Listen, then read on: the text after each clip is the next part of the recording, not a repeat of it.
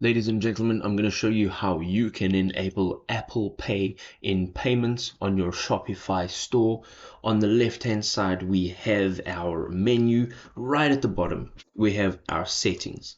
Now, once you jump into settings, you can pretty much control everything about the back of house of your shop. We're going to look for payments and we're going to jump in here. Now, once you've chosen a plan, you will be able to add payment providers. Okay, if you scroll down here, you will have a section that says wallets, and here you will have Apple Pay and you will have GPay. Now, once you are able to see this, you'll have a toggle switch on or off.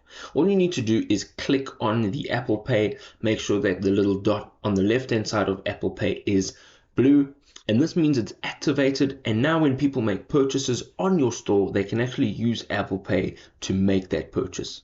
If this was a helpful guide, please show your support, drop us a like, and we'll see you next time. Peace out.